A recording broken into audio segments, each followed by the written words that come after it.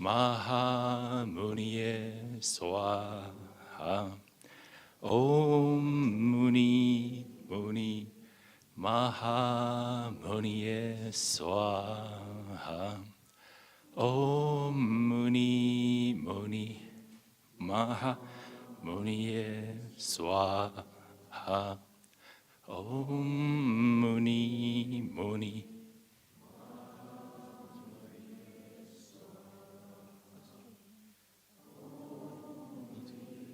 Muni Mahamuniye Swaha. Om Muni Muni Mahamuniye Swaha. Om Muni Muni Mahamuniye Swaha. Om Muni Muni Mahamuniye Swaha. Venerables, brothers and sisters, let us make prostrations to the Triple Jewels together. So the minutes is 5 minutes.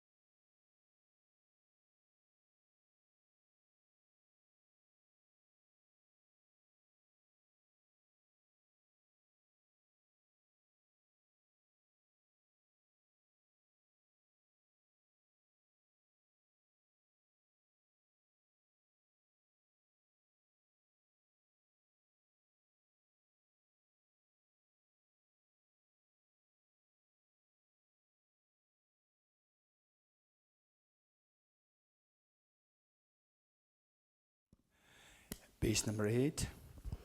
With folded hands, I beseech the Buddhas of all directions to shine the light of Dharma for all bewildered miseries gloom. With folded hands, I beseech the Buddhas of all directions to shine the light of Dharma for all bewildered miseries gloom. With folded hands, I beseech the Buddhas to shine the light of Dharma for all bewildered miseries gloom. With folded hands, I beseech the Buddhas of all directions to shine the light of Dharma for all bewildered miseries gloom. With folded hands, I beseech the Buddhas of all directions to shine the light of Dharma for all bewildered miseries gloom. With folded hands, I beseech the Buddhas to shine the light of Dharma for all bewildered miseries gloom. With folded hands, I beseech the Buddhas of all directions to shine the light of Dharma for all bewildered directions to shine the light of Dharma for all bewildered miseries gloom. With folded hands, I beseech the Buddhas of all directions to shine the light of Dharma for all bewildered in misery's gloom. With folded hands, I beseech the Buddhas of all directions to shine the light of Dharma for all bewildered in misery's gloom. With folded hands, I beseech the Buddhas of all directions to shine the light of Dharma for all bewildered in misery's gloom. With folded hands, I beseech the Buddhas of all directions to shine the light of Dharma for all bewildered in misery's gloom. With folded hands, I beseech the Buddhas of all directions to shine the light of Dharma for all bewildered in misery's gloom. With folded hands, I beseech the Buddhas of all directions to shine the light of Dharma for all bewildered in misery's gloom. With folded hands, I beseech the Buddhas of all directions to shine the light of Dharma for all bewildered in misery's gloom. With folded hands, I beseech the Buddhas of all directions to shine the light of Dharma for all bewildered in misery's gloom. With folded hands, I beseech the Buddhas of all directions to shine the light of Dharma for all bewildered miseries gloom. the Buddhas of all directions to shine the light of Dharma for all bewildered in misery's gloom. With folded hands, I beseech the Buddhas of all directions to shine the light of Dharma for all bewildered in misery's gloom. With folded hands, I beseech the Buddhas of all directions to shine the light of Dharma for all bewildered in misery's gloom. With folded hands, I beseech the Buddhas of all directions to shine the light of Dharma for all bewildered in misery's gloom. With folded hands, I beseech the Buddhas of all directions to shine the light of Dharma for all bewildered in misery's gloom. With folded hands, I beseech the Buddhas of all directions to shine the light of Dharma for all bewildered in misery's gloom. With folded hands, I beseech the Buddhas of all directions to shine the light of Dharma for all bewildered in misery's gloom. With folded hands, I beseech the Buddhas of all directions to shine the light of Dharma for all bewildered in misery's gloom. With folded hands, I beseech the Buddhas of all directions to shine the light of Dharma for all bewildered in misery's gloom. With folded hands, I beseech the Buddhas of all directions to shine the light of Dharma for all bewildered in misery's gloom. With folded hands, I beseech the Buddhas of all directions to shine the light of Dharma for all bewildered in misery's gloom. With folded hands, I beseech the Buddhas of all directions to shine the light of Dharma for all bewildered in misery's gloom. With folded hands, I beseech the Buddhas of all directions to shine the light of Dharma for all bewildered in misery's gloom. With folded hands, I beseech the Buddhas of all directions to shine the light of Dharma for all bewildered in misery's gloom. With folded hands, I beseech the Buddhas of all directions to shine the light of Dharma for all bewildered in misery's gloom. With folded hands,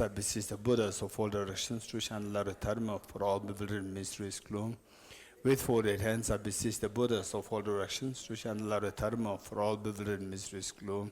With folded hands, I beseech the Buddhas of all directions to shine the light of Dharma for all bewildered in misery's gloom. With folded hands, I beseech the Buddhas of all directions to shine the light of Dharma for all bewildered in misery's gloom. With folded hands, I beseech the Buddhas of all directions to shine the light of Dharma for all bewildered in misery's gloom. With folded hands, I beseech the Buddhas of all directions to shine the light of Dharma for all bewildered in misery's gloom. With folded hands, I beseech the Buddhas of all directions to shine the light of Dharma for all bewildered in misery's gloom. With folded hands, I beseech the Buddhas of all directions to shine the light of Dharma for all bewildered in misery's gloom. With folded hands, I beseech the Buddhas of all directions to shine the light of Dharma for all bewildered in misery's gloom. With folded hands, I beseech the Buddhas of all directions to shine the light of Dharma for all bewildered in misery's gloom. With folded hands, I beseech the Buddhas of all directions to shine the light of Dharma for all bewildered in misery's gloom. Okay, thank you. Please take your seats.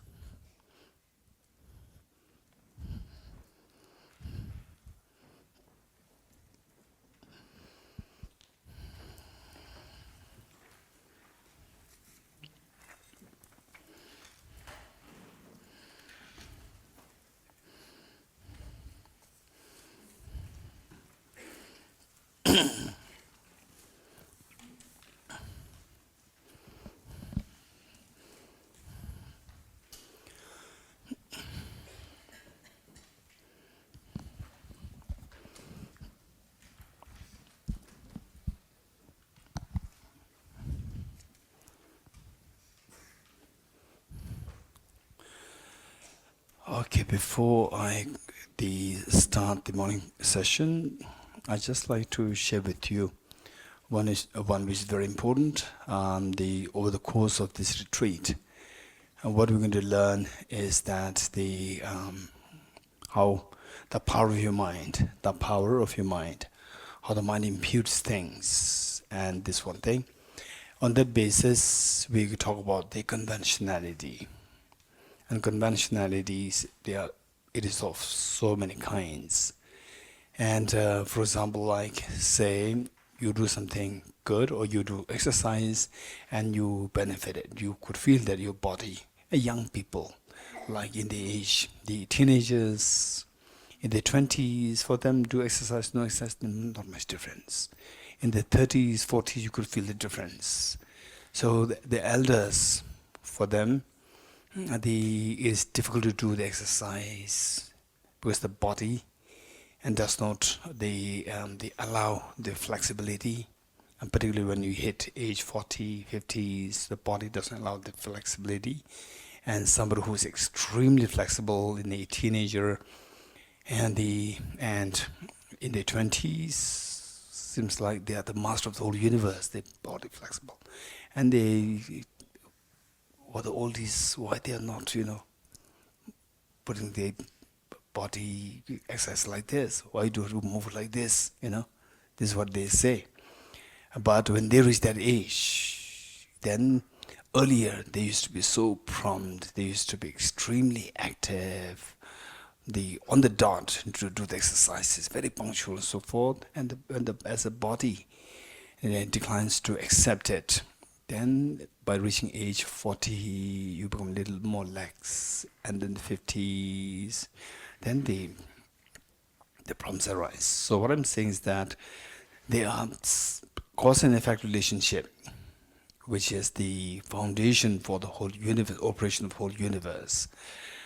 Some part of the operation of cause and effect is quite evident, which we can see so obvious. So, for example, if I work for 1 hour, what will I get? I should be getting this much of money. This is so evident.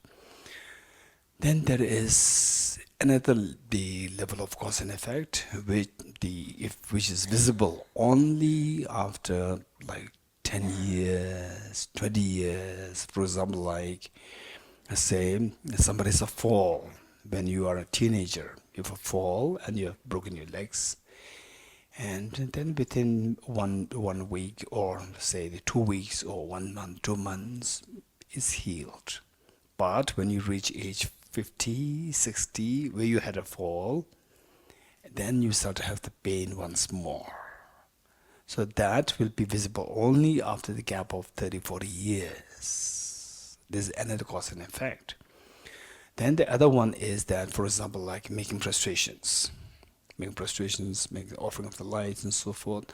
How you do it in the form of just prostration is like exercise for me. If this is your motivation, if this is a thought in you, then the benefit, long-term benefit, you will miss.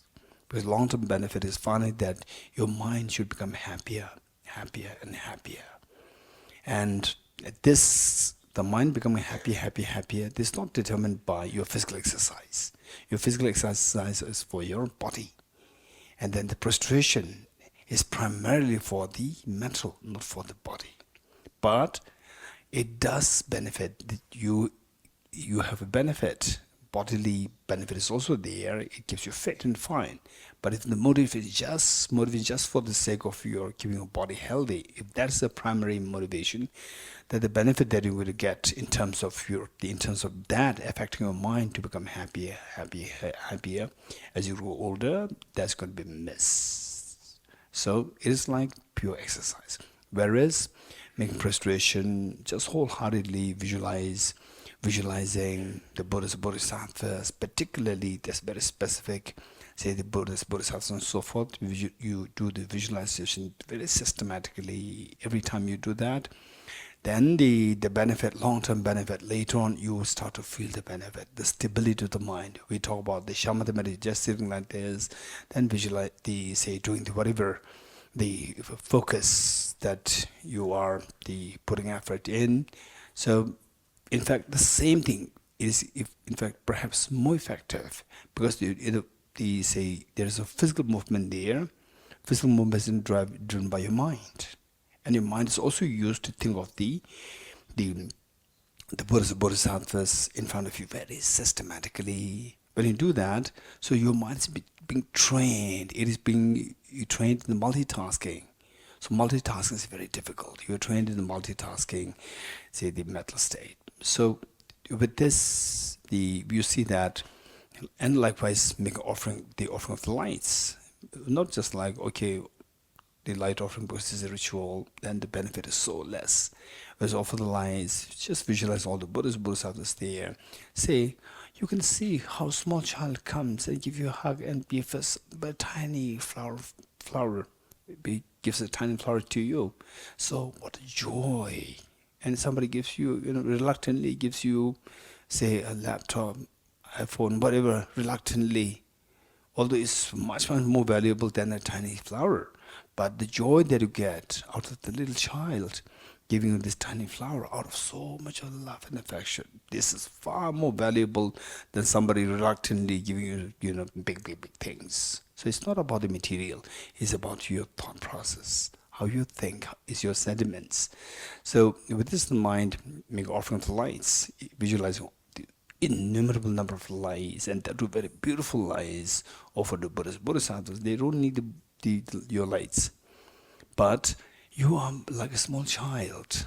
And this light that you're offering, one light, two pieces of lights, these are just like the tiny flowers that you're offering. And the Bodhisattvas, they're like the parents who so lovingly accept your the presence. They don't need it, but they accept these, like the mother, how the mother is so, they say, and they kindly, lovingly accepts the gift of a tiny flower from the child is so beautiful. So this is where your connection with the Buddhas, Bodhisattvas develops. And this connection has a tremendous impact in ways that usually, for example, say, let's say generally speaking, say for the physicists, biologists, or neuroscientists, or the football players, or the musicians, you see that their children, they tend to become so good at it because they have the role model, the parents, role model. Every day they're learning. They have the role model right in front of their eyes. So we are creating the role models, Buddhas, Bodhisattvas, right in front of our eyes. Just you wake up, make prostrations, and then the light offering and so forth. Always think of Buddhas, Bodhisattvas. You are creating the role models for you. And the role models effort for you to become expert in that is so you don't have to put much effort. Effortlessly you can become good at it. And why you are keeping them as role models? For their good mental qualities. Mental qualities which will never happen to us naturally if we don't practice with effort. And for this we require the examples. So where you see somebody actually doing that, then you see it's so easy for you to imbibe these qualities. So it is for this reason that the cause and effect, some are so evidently seen, the effects of the causes, so evidently seen, some visible after 5-10 years, some visible within the span of like perhaps 20-30 years in terms of the practice of compassion, and so mimicking somebody. Okay, so she's so kind, amazing, he's so kind, amazing, and so learned, so compassionate, so patient, and all these qualities, when you see them, it was so easy for you to imbibe these qualities. So therefore, the morning practices, what are you doing here, it's not just like repeating what you already know. This is like, say, for example, taking the antibiotics for the tuberculosis. So you take the antibiotics every day, regularly. You already took it yesterday. Why should you repeat it? Why? And anyone from medical background, doctors, nurses, anyone? Okay, one over there, Pushpaji. Okay, here. So usually we have, like 2-3 doctors. Okay, many of them are there. Thank you. So the point is that, see, the antibiotics, you have to take it regularly so that your immunity, say, your strength, whatever, is being built up constantly, and it's increasing. So time factor is also there. So with this, what I'm saying is that all these practices that we are doing, so what effect it will give rise to depends on your intention and your motivation, how you treat what are you doing. If you treat this with so much respect for Buddhas, Bodhisattvas, with the proper visualization and so forth, and then the effect is going to be amazing. And the act of compassion, even the small things. Say somebody asks you, as in the various office, and then they see the situation. Sometimes the people are a little haughty. Then you can show is right there to your right, left, whatever. And somebody who is really there, wholeheartedly requesting you, and then you can not only just say with the finger, go like this. And one time, I was for a conference, invited for a conference, and then the main host, main host, she, and they said that, oh, Geshe, you go there and this person will help you to with all the logistics, the food, stay, all these things.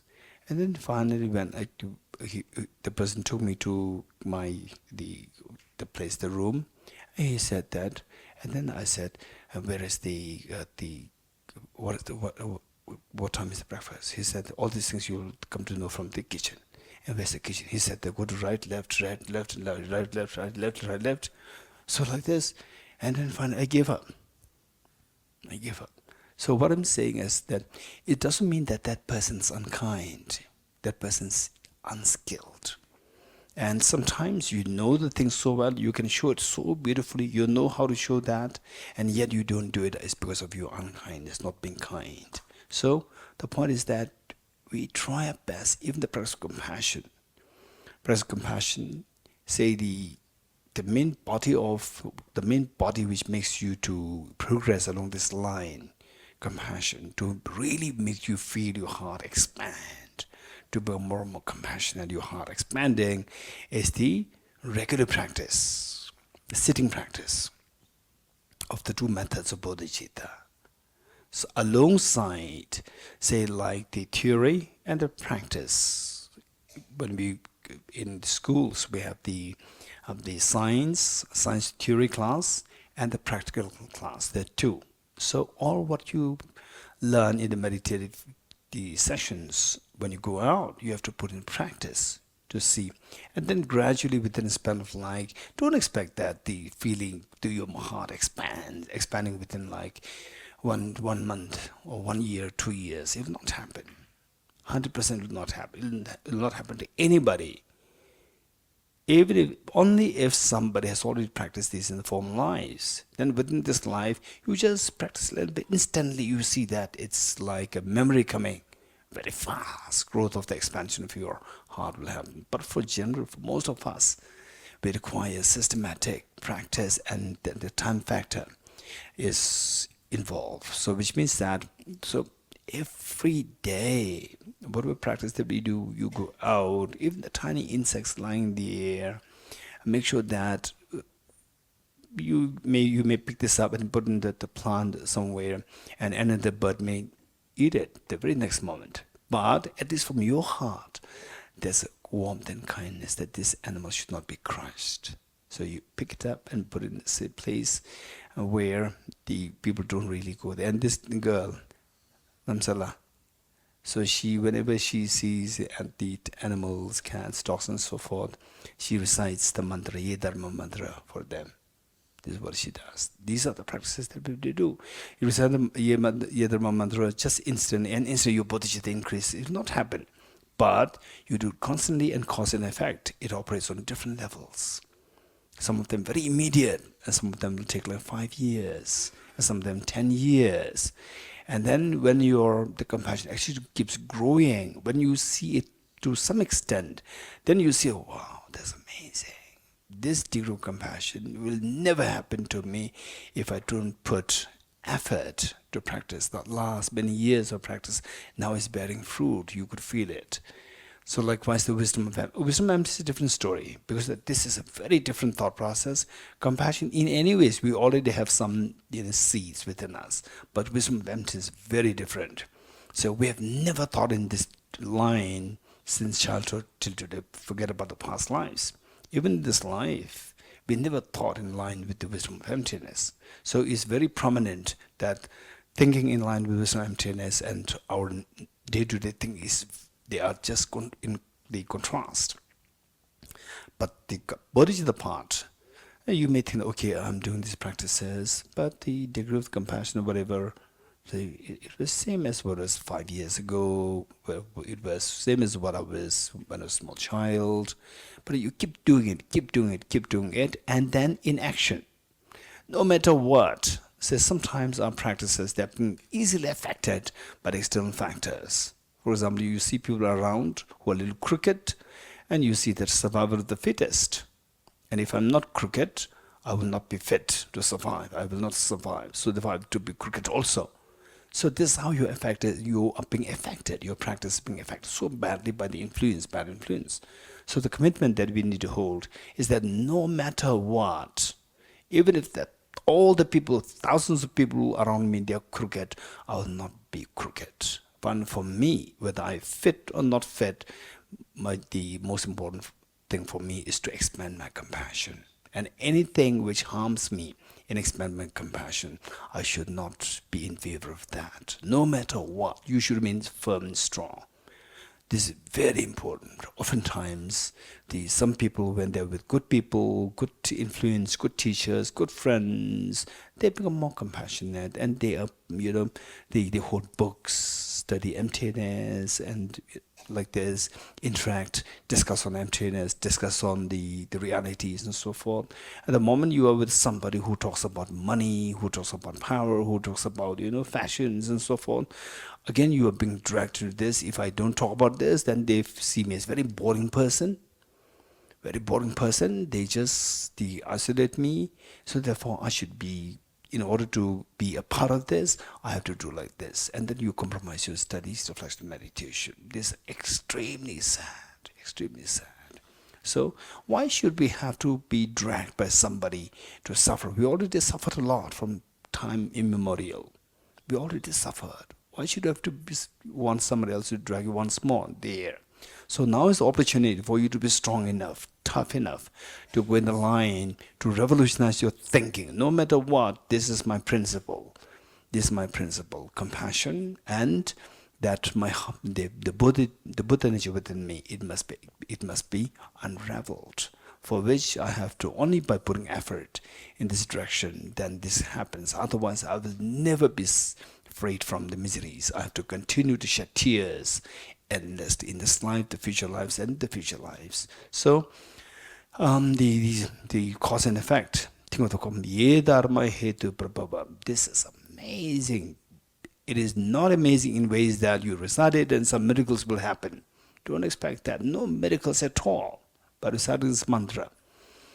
The real miracle is that you become convinced in the law of cause and effect. Where you do this, this will happen. You do bad things will happen. The efficacy of the cause and effect, that conviction will come to us. Then you see that if I'm suffering from tuberculosis, which did happen to me about 14, 15 years ago, it happened to me. Just by praying, Buddha, please remove my tuberculosis, only if I have some real advanced level of the practice, these magics can happen. Otherwise, for ordinary people like us, take the antibiotics, isoniazid, rifampicin, ethambutol. What else? Dharamsala. Okay, doctor here. Adelnite. Isoniazid. Take these medicines, right? For ordinary people like us, don't expect miracles. You will get miracles only when you reach gate, para gate. So this is not to again recite gate. It is not that some miracles happen. To tell you that if you practice well, then you will go through these processes, gate, the different phases, and you keep improving. And by the time you reach the third level, gate, para gate level, at that level, then the real miracles happen. What we call miracles will happen at that level. For that, the foundation is that we should be very realistic. We should think about the cause and effect. Ye-dharma mantra is for that purpose. So this is something which we are not to forget, and particularly the drops count. Water drops, these will eventually make the ocean. In your case, your real practice of the compassion and the wisdom, these will grow very slowly, drop by drop, brick by brick. Then within a span of some people, when they attend my retreat, Bodhisattva retreat, 7 days, 10 days, and they study, for the first time they study emptiness, bodhicitta. They are so inspired. And I think that many of them, they get a feeling that, okay, if I continue with this, then within the next 2-3 days, I will have a bodhicitta, wisdom, emptiness. Because these are the thoughts we have never given thought. about. And then suddenly you give thoughts on these, and then the environment's so good that everybody is like-minded. They are all dedicated in this direction, no, say, distractions. So the progress that we see is sharp rise. You could see the star, this sharp rise, and you see that this is amazing. There's such the progress in me, and then if I continue with this, I'm very confident that I'll reach somewhere very soon. And then after this, we enter into real life.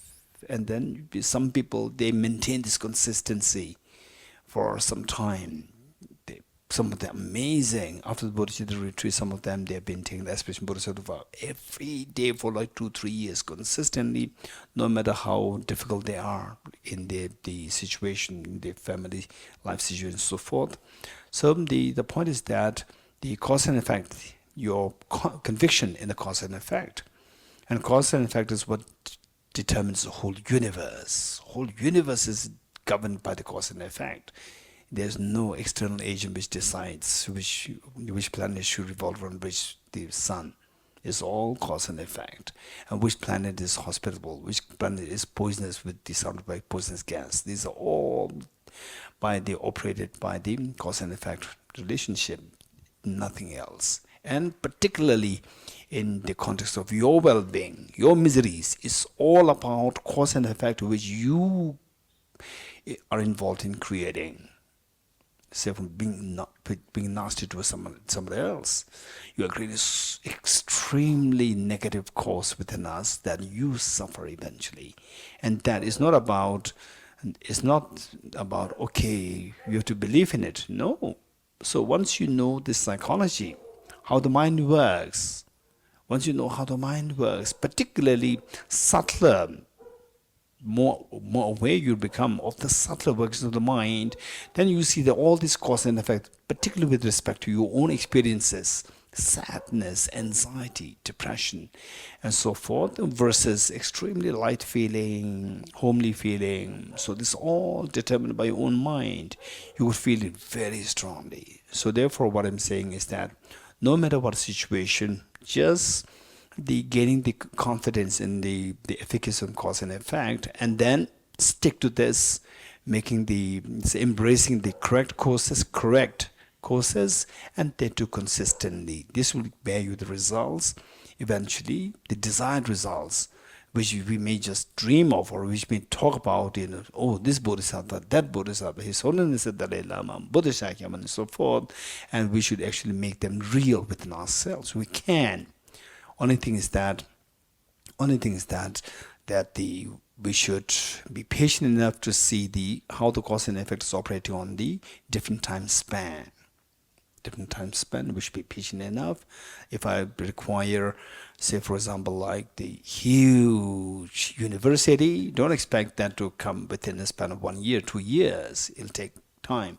If you need a small hut, it will come up in 1 month or a few weeks. But if you need a huge university or a huge campus for the people, the nursery, or whatever, if you want to do something very noble work on a large scale, don't expect that to happen within the span of 1-2 months. So likewise, bodhicitta, wisdom, emptiness, these things are not like a tiny shed or tiny the rooms. These are like huge thing for the benefit of all the sentient beings. It'll take time. Okay, so with this mind, setting proper motivation, visualize Buddha Shakyamuni, His Holiness the Dalai Lama, and all the Buddhas, Bodhisattvas in the space in front of us, as so loving, caring, and embracing.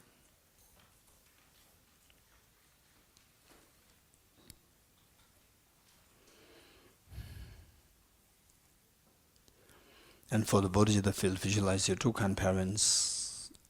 And I did mention this earlier. Even if you have difficulty with your parents, so difficulty is a clear proof of our being ordinary person, being ordinary person. So now what we're trying to do here is to transcend the ordinary people's thinking in ways that now you become like your mother or your father. You become like the parents, and all the other beings, including your parents, are seen, if there's any complication, are seen in the light of being like small children, innocent children, who can behave very differently or very negatively because of they being very immature, the level of thinking, and generate very strong compassion for them, not having met with the teaching on emptiness, not having met with the teaching on the universal compassion. And the whole purpose of this practice is to awaken the Buddha energy within us, to awaken this potential, the treasure within us, but even remove all the mental dirt. And how to remove the mental dirt of the contaminant karmas, afflictions, inappropriate tension, and finally self-grasping ignorance and self-centered attitude is by resorting to a very powerful remedy. And best of the remedy is the wisdom of emptiness, which we are learning. And this wisdom of emptiness, to what extent this will cleanse the mind of the mental defilements depends on the motivation or the intention. And the motivation and intention of the Bodhisattva, that this is the supreme of all, the most powerful one. And this must be supported by great compassion towards the beings. And to what extent you generate compassion, that's determined by the degree of the experience of the renunciation.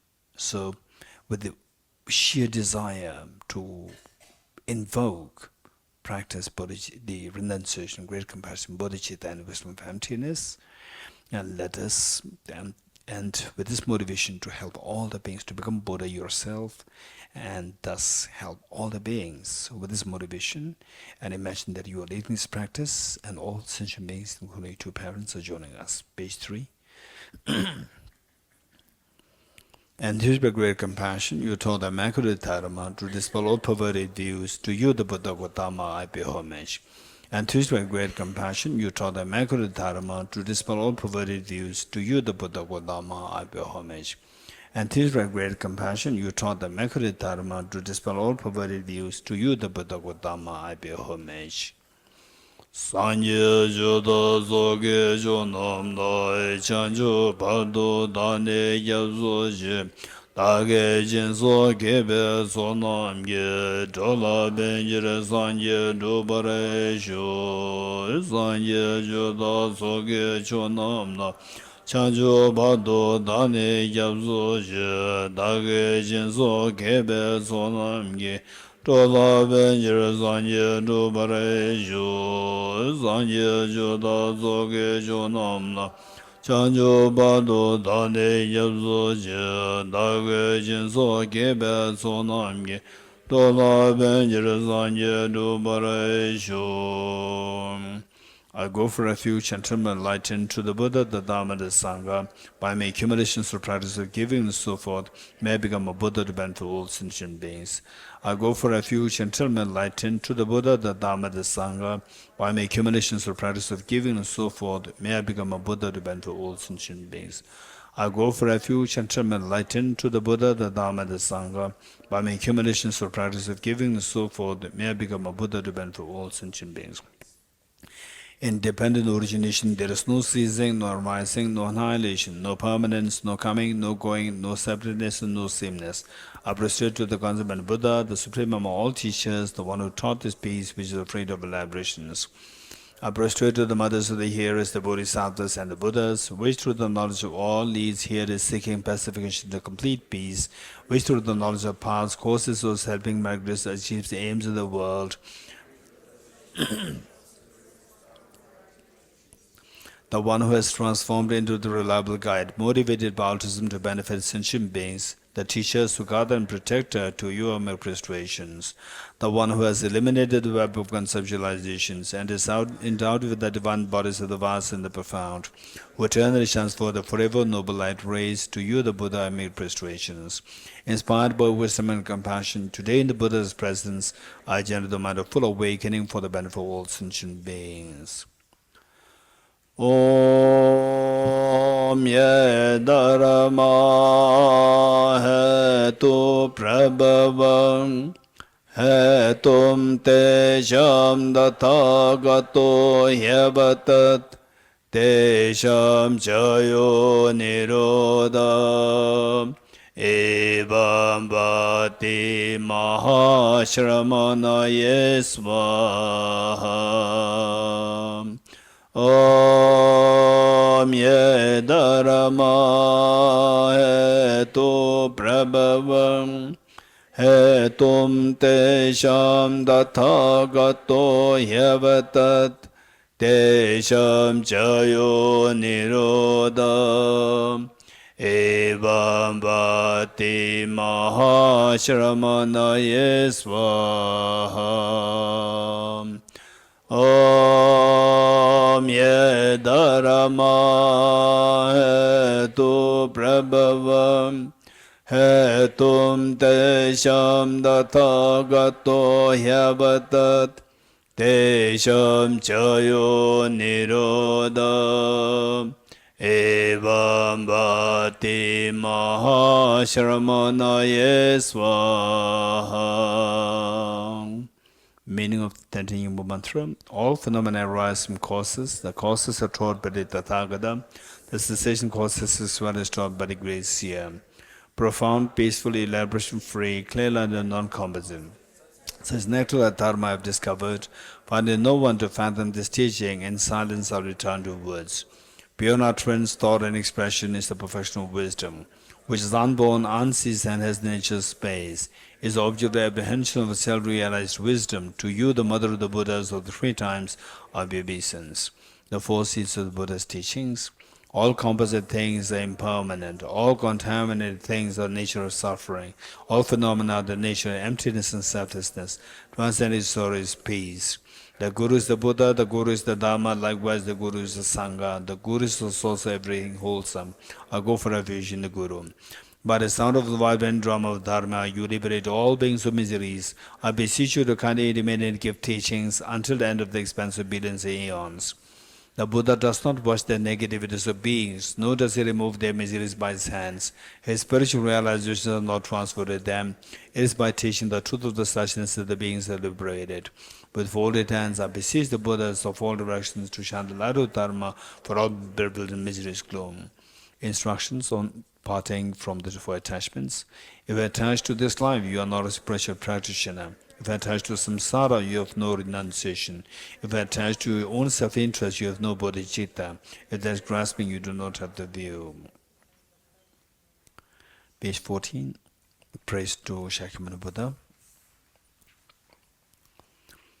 To the founder, the endowed transcendent destroyer, the one gone beyond, the four destroyer, completely perfected, fully awakened being, perfect in knowledge and in good conduct, Sugata, knower of the world, supreme God of human beings to be tamed, teacher gods in human beings, to you, the complete and fully awakened one, endowed transcendent destroyer, the glorious conqueror, the subduer from the Shakya clan, I prostrate, make offerings and go for refuge. When, O Supreme amongst humans, you are born on this earth, who pays of 7 strides and ceremony supreme in this world, you do who arise, then I prostrate. With pure bodies, form supremely pure, wisdom ocean like a golden mountain, fame that blazes in the three worlds, wind of the best, Lord, to you I prostrate. With supreme science, face like a spotless moon, color like gold, to you I prostrate. Dusty like you, the three worlds are not, incomparable wise one, to you I prostrate. The Savior having great compassion, the Founder having all understanding, field of merit with qualities like a vast ocean, to you the Tathagata I prostrate. The purity that frees from attachment, the virtue that frees from the lower realms, the one path, the sublime pure reality, to the Dhamma that pacifies, so I prostrate. Those who are liberated and also show the path to liberation, the holy feel qualified with realizations, who are devoted to more precepts, to you the Sangha I prostrate. Do not commit any non-virtuous actions, perform only perfect virtuous actions. Subdue your mind thoroughly, this is the teaching of the Buddha. A star, a visual aberration, a flame of lamp, an illusion, a drop of dew or a bubble, a dream, a flash of lightning, a cloud, see conditioned things as such. Through this marriage may sentient beings attain a rank of all-seeing, subdue the four faults, and be delivered in samsara's ocean, perturbed by the sickness and death. Heart Sutra, page 29.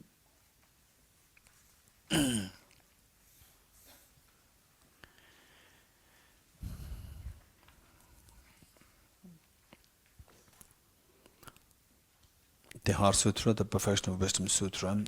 I prostrate to the irretrievable gem. And thus did I hear at one time the Buddha was dwelling on the mass of Vulture's mountain in Rajgriha, together with a great community of monks and a great community of bodhisattvas. At that time, the Buddha was absorbed in the concentration on the categories of phenomena called profound illumination. Also at that time, the Bodhisattva, Mahasattva, Avalokiteshvara looked upon the very practice of the profound illumination of wisdom and beheld those five aggregates also as empty of inherent nature. Then through the power of the Buddha, Venerable Shariputra said this to the Bodhisattva, Mahasattva, Avalokiteshvara: how should any child of the lineage who wishes to practice the activity of the profound perfection of wisdom train? He said that, and the Bodhisattva, Mahasattva, Avalokiteshvara said this to the Venerable Shariputra: Shariputra, any son of the lineage or daughter of the lineage who wishes to practice the activity of the profound perfection of wisdom should look upon it like this, correctly and repeatedly, beholding those five aggregates also as empty of inherent nature. Form is empty, emptiness is form. Form is emptiness not other than form. Form is also not other than emptiness. In the same way, feeling, discrimination, composite factors, and consciousness is empty. Shariputra, likewise, all phenomena are empty, without characteristic, unproduced, unceased, stainless, not without stain, not deficient, not fulfilled. Shariputra, therefore, in emptiness there is no form, no feeling, no discrimination, no composite factors, no consciousness, no eye, no ear, no nose, no tongue, no body, no mind, no visual form, no sound, no smell, no taste, no object touch, no phenomenon. There is no I element, and so on up to and including no mind element and no mental consciousness element. There is no ignorance, no extinction of ignorance, and so on up to and including no aging in death and no extinction of aging in death. Similarly, there is no suffering, origination, cessation, and path. There is no exalted wisdom, no attainment, also no non-attainment. Shariputra, therefore, because there is no attainment, bodhisattvas rely only on dwelling perfection of wisdom, the mind without obscuration and thus without fear. Having completely passed beyond error, the endpoint of nirvana, all the Buddhas who dwell in the three times also manifestly completely awakened to unsurpassable, perfect, complete enlightenment in reliance on the perfection of wisdom. Therefore, the mantra of the perfection of wisdom, the mantra of great knowledge, the unsurpassed mantra, mantra equal to the unequal, the mantra that thoroughly pacifies all suffering, should be known as truth, since it is not false. The mantra of the perfection of wisdom is declared: Deyata Om Gade Gade Bara Gade Bara Sam Gade Bodhi Swaham. Shariputra, the Bodhisattva, Mahasattva should train the profound perfection of then concentration, and commanded the Bodhisattva, Mahasattva, Avalokiteshvara, saying, well said, son of the lineage, it is like that, it is like that. One should practice a profound perfection of wisdom, just as you indicated, even that the Tathagatas rejoice. The Buddha having thus spoken, the Venerable Shariputra, the Bodhisattva, Mahasattva, Avalokiteshvara, those surrounding in their entirety, along with the world of gods, humans, asuras, and Gandharvas, were overjoyed and highly praised as spoken by the Buddha. Okay, I know that many of you were there in Rajkir, the place where the Buddha Shakyamuni taught the Heart Sutra, with Avalokiteshvara and Shariputra there. Just let us visualize that we are there on the Vulture's Peak, ourselves, with your two parents, with all sentient beings, where the Buddha Shakyamuni, His Holiness the Dalai Lama, Avalokiteshvara, and Shariputra were just in front of us, and as we recite this mantra, visualize that Buddha Shakyamuni is exhorting us thus: don't remain in the fears of samsara. Come to His ultimate awakening, to the state of ultimate happiness and fearlessness. And through cleansing your mind, discovering your Buddha nature within, discovering the ultimate treasure of joy within yourself. And you hearing what the Buddha Shakyamuni is exhorting us with incredible love and affection. You are so inspired, then you inform this to your two parents and all the demon sentient beings. Look, this is what our compassionate teacher Buddha Shakyamuni is exhorting us. And let us not remain in fear of samsara anymore. Let us all go towards from the state of darkness to the state of light, to the greatest of light, to the greatest state of the light of wisdom and the compassion. And this, all your demon sentient beings, hearing what you're saying, they're so inspired to join you in putting effort to cleanse them out of the mental defilements, to attain the ultimate state of fearlessness and infinite happiness. So with this mind, let's recite this mantra 7 times. Deyata Om Gade Gade Bara Gade Bara Parasamgate Bodhiswatyatha Om Gate Gate Paragate Parasamgate Bodhiswatyatha Om Gate Gate Paragate Parasamgate Bodhiswatyatha Om Gate Gate Paragate Parasamgate Bodhiswatyatha Gate Paragate Parasamgate Bodhiswatyatha Om Gate Gate Paragate Parasamgate Bodhiswatyatha Om Gate Gate Paragate Parasamgate Bodhiswatyatha Om Gate Gate Paragate Parasamgate Bodhiswaha.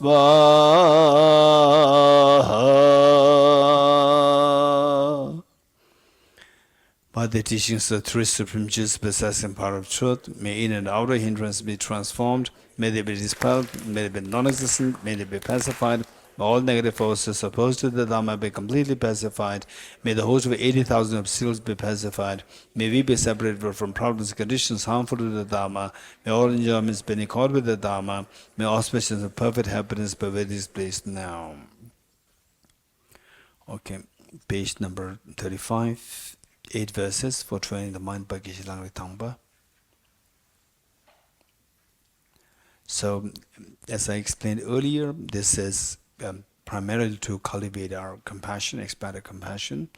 For that matter, the author helps us to identify the triggers which can potentially activate the non-conducive factors or the deterrent factors for compassion.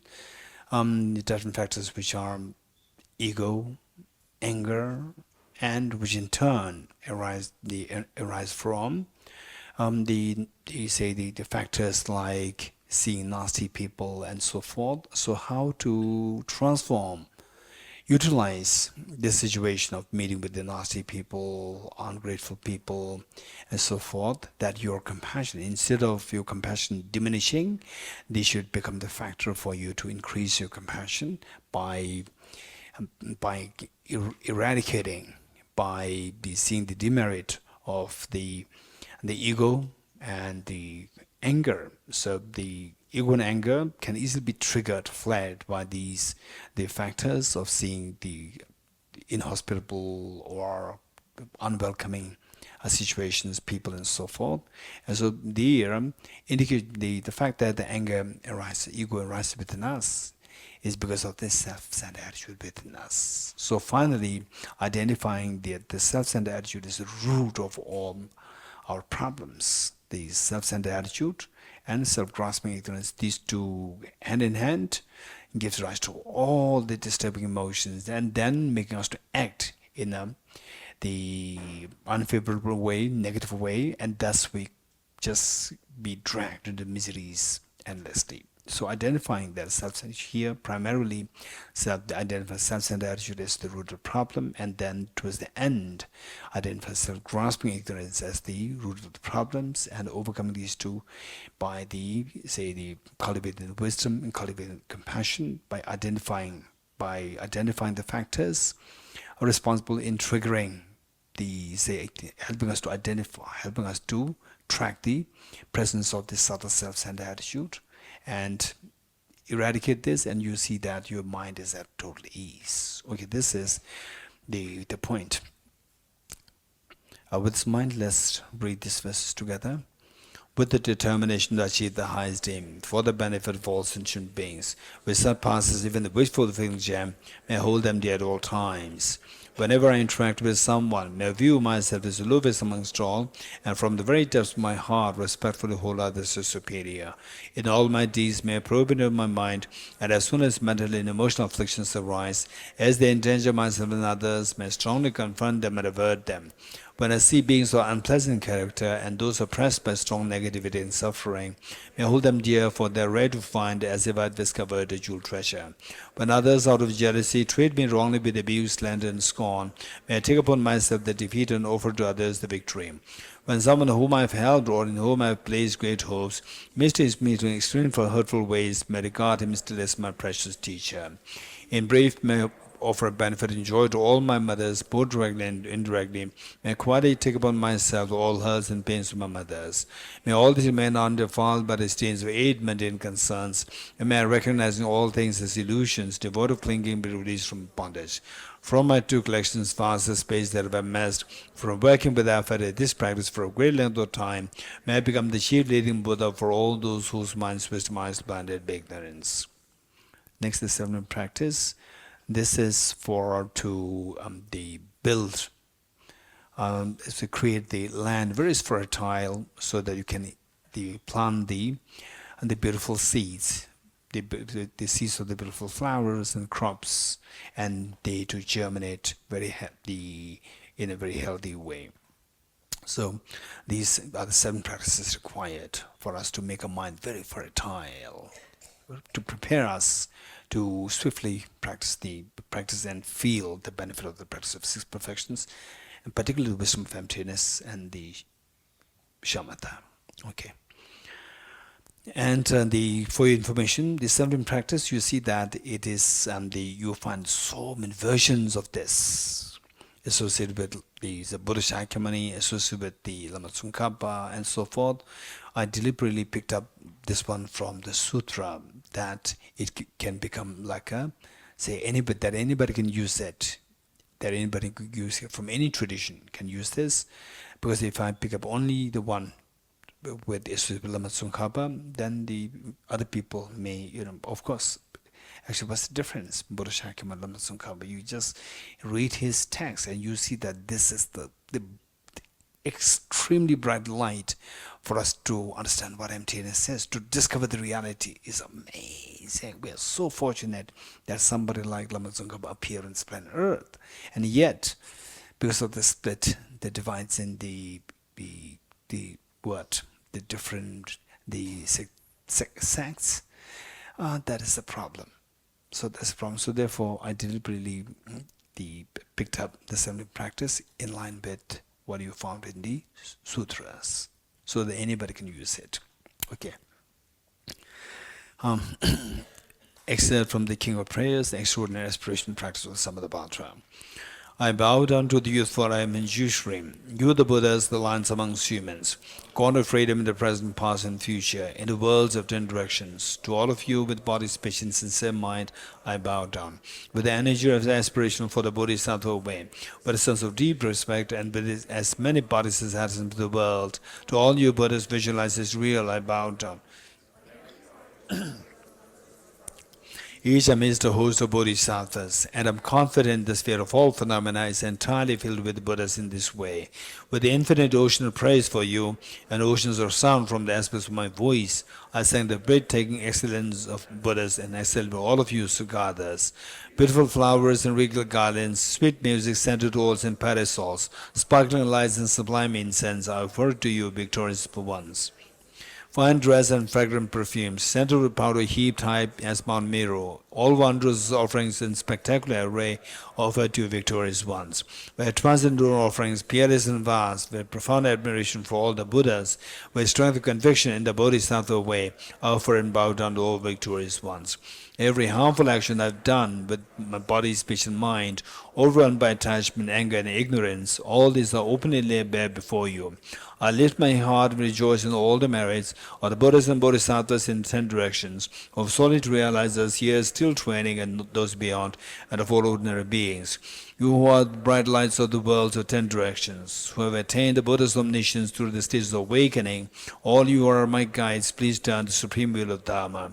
With palms together, I earnestly request you who may actualize parinirvana, please stay with us for aeons numberless as atoms of the world, for the happiness and well-being of all wanderers in samsara. Whatever slight merit I may have accumulated by making prostration, offering, confessing, rejoicing and requesting that the Buddha stay and teach, I now dedicate all this for the full awakening of all beings. Okay, mantle offering, short mantle offering, the next page, page 40.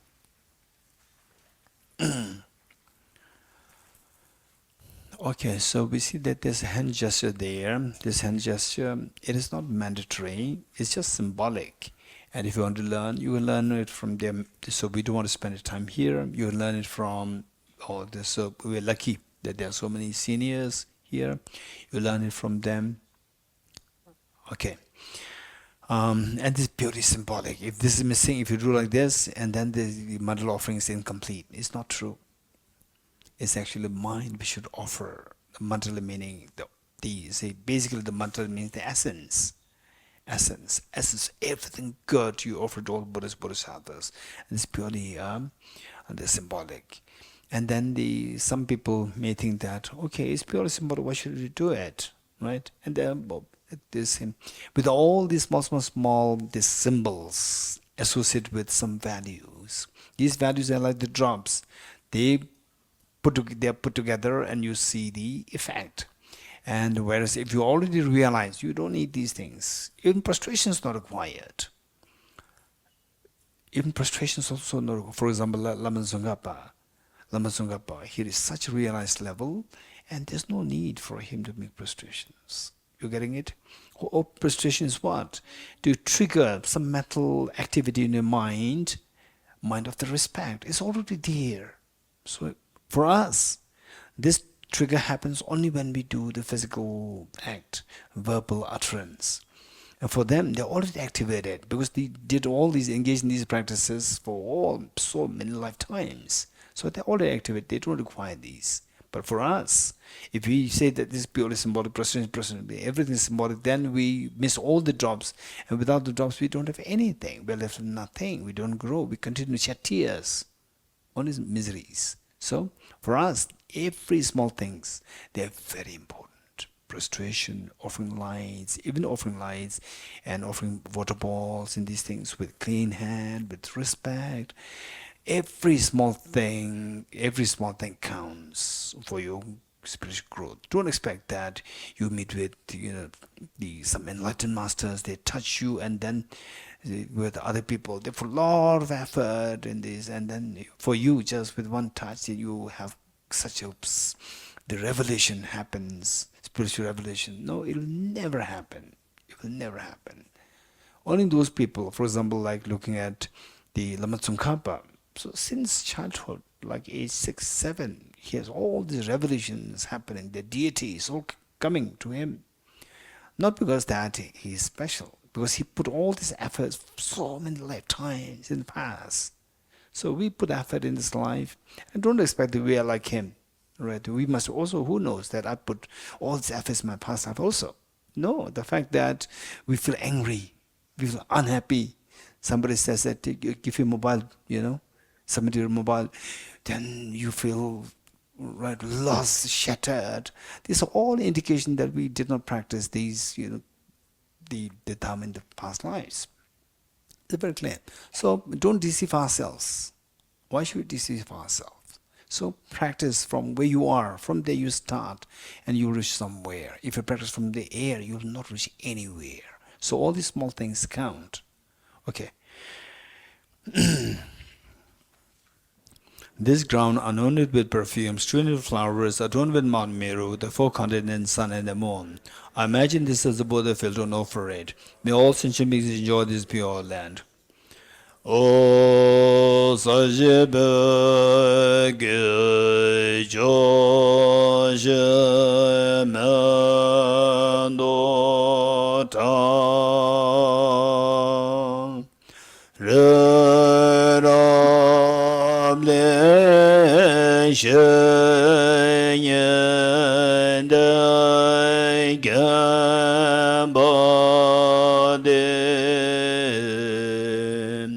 Sanje Shendo Me De Buvaye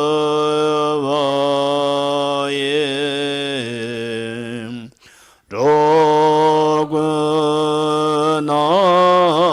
Da Shelai Chebarai Sho.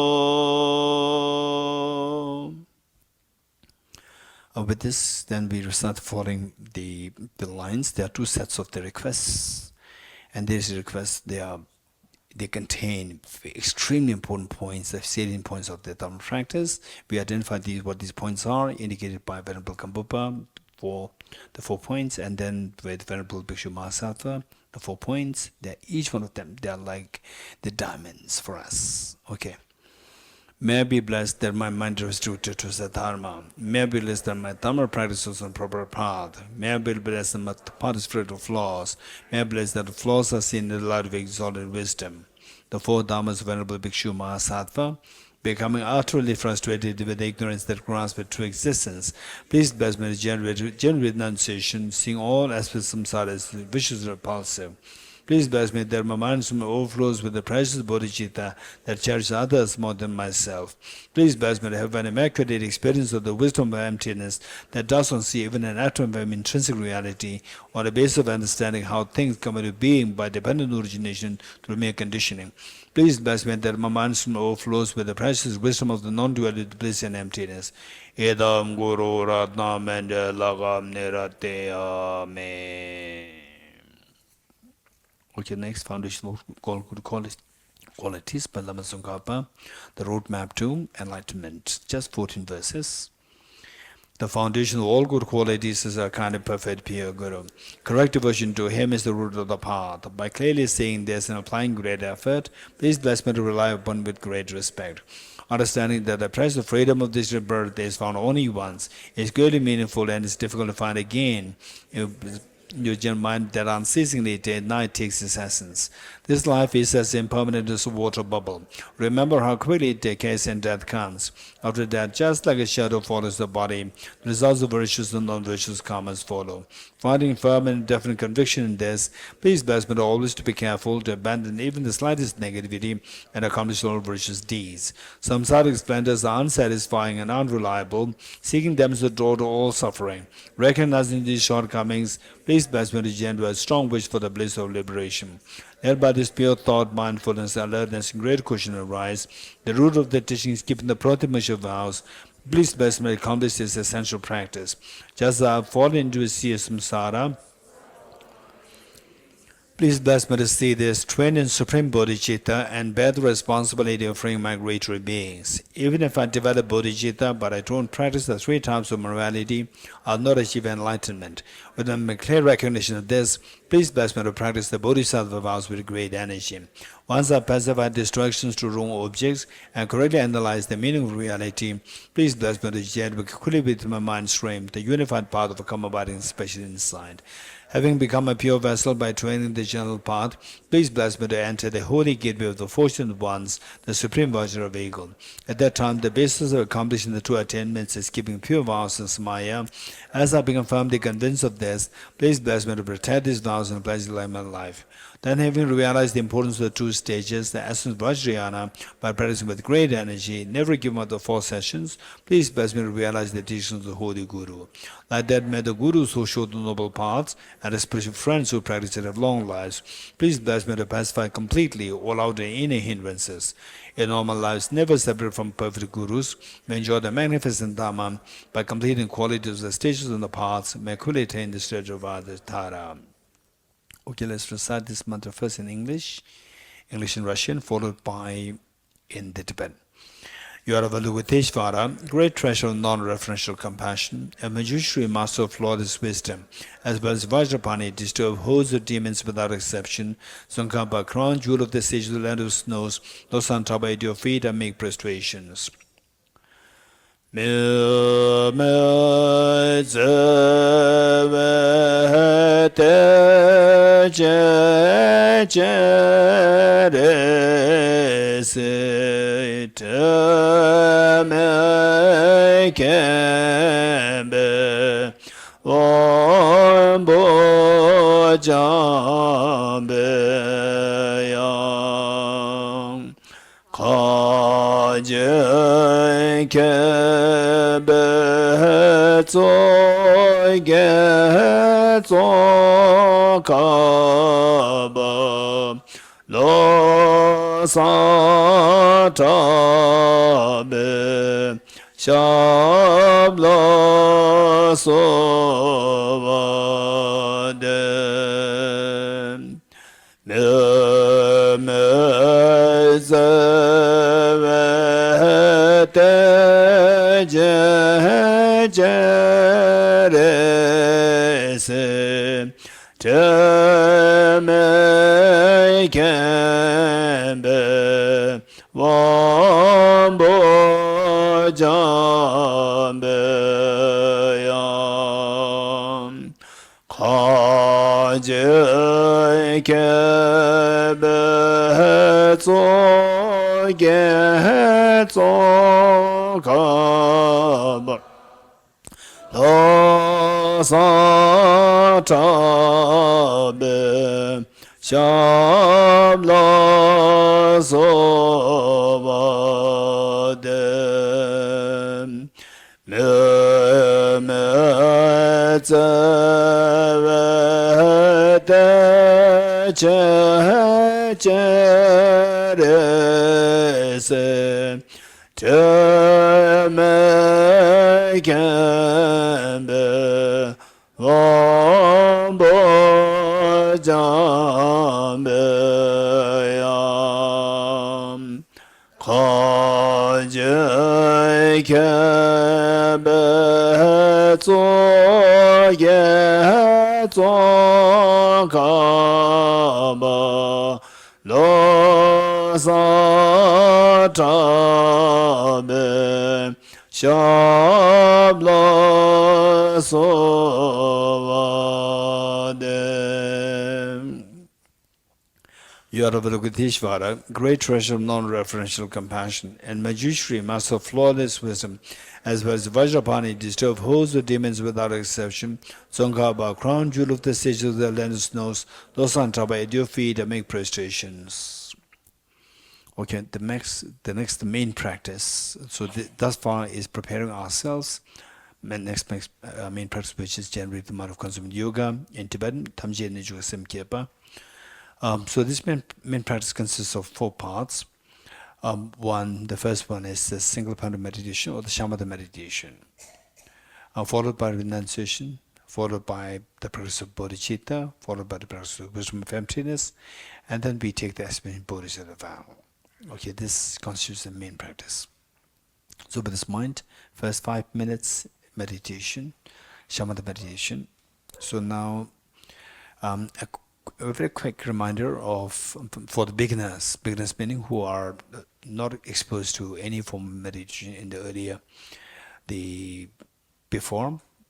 So the meditations of 2 kinds, analytical meditation and single point of meditation. So technically they are referred to as the analytical one, referred to as the special insight meditation or vipassana meditation. And when you say vipassana, the vipassana you find so commonly available. So here is also there's one center here. That Vipassana and the Vipassana that we are talking in the context of Nalanda tradition, these two are different. These two are not the same. But it doesn't mean that the Vipassana, which is 10-day retreat practice, this is inferior. No, this is not a connotation. It simply is different, doesn't mean that one is superior, one is inferior. Both amazing. The Vipassana meditation, and which was initial taught Buddha himself. There's nothing wrong in this. It's amazing, precious. If you're doing it, continue. There's nothing wrong in it. It's so precious. So, but we are not to mix up the two. Mix up two meaning that we are not to equate the two. These two are different. For example, neuroscience and physics. It's not that physics is superior over neuroscience. It's not neuroscience superior over the physics. Both are equally important. Both are very sophisticated practice. So this is what we need to remember. And in fact, these two practices, we see that at times they can overlap.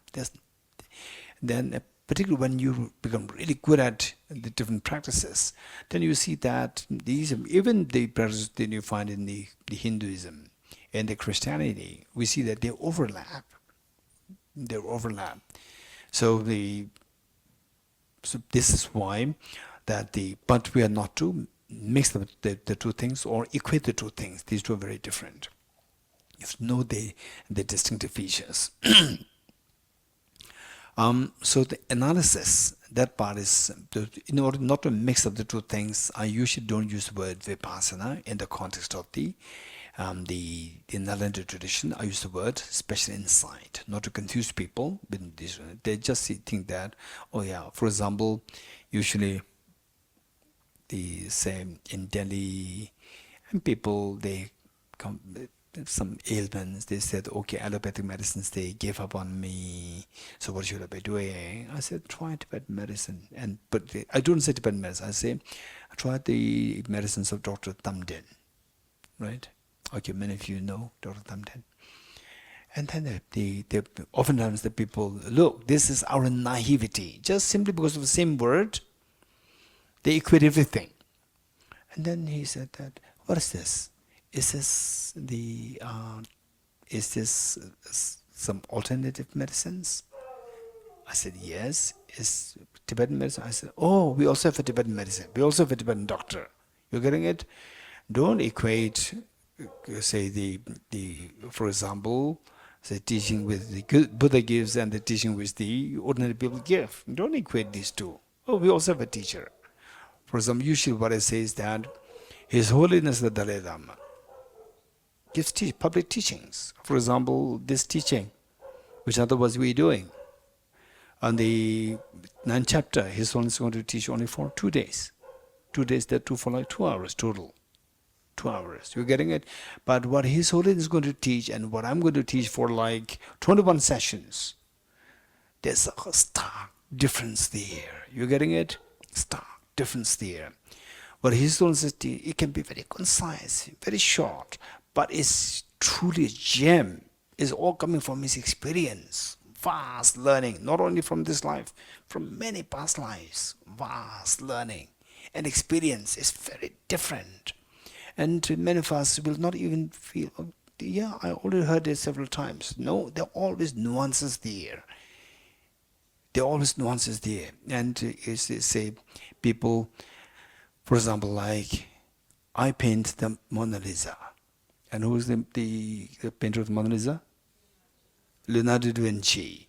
Leonardo da Vinci painted the Mona Lisa. And many of us, if I show these two paintings with you, if I tell which is better, you'll pick up mine one. Mine one is more colorful. Right? The Leonardo da Vinci's painting is still dull. Right? Oh no, dull painting. This is very beautiful, colorful. You'll pick this up. Those who have the eyes to see the difference, you'll say that there's no comparison there. There's no comparison. What is this? Very bright, like what is that? Small children's games, you know. What is that? Small children's birthday party caps, like this. There's no comparison there. So you need the eyes to see that. So, for example, teaching that we are doing here, teaching that His Holiness will give just for 2 hours to this. There are so many nuances there which are coming from His Holiness. Vast learning, vast reflection, vast meditation in the practice from so many lifetimes. So what I'm saying is that these are the nuances. So simply because the same word doesn't mean that they are the same. So to remove the confusion, usually I don't use the word the vipassana in the context of the knowledge literature. I just say special insight. Okay, so the analytical aspect is required for us to really upgrade in our thinking. Then gate, but it is upgradation. We have to upgrade from one level to the next level to the next. That upgradation happens only through analytical meditation. For example, His Holiness is thinking. So you won't believe. Every movement, this incredible sophistication of the mindfulness practice. Every movement of his, there's a reason there. For example, I was observing, because I was with His Holiness very closely for several years. Say, when His Holiness visited America, first he landed in Switzerland. So when he was landing, I could see what was actually, going in His Holiness's thoughts. So he was putting feet down. There's so much pain, and His Holiness, the resilience is amazing. If the pain is not too acute, he will not really go for the surgery.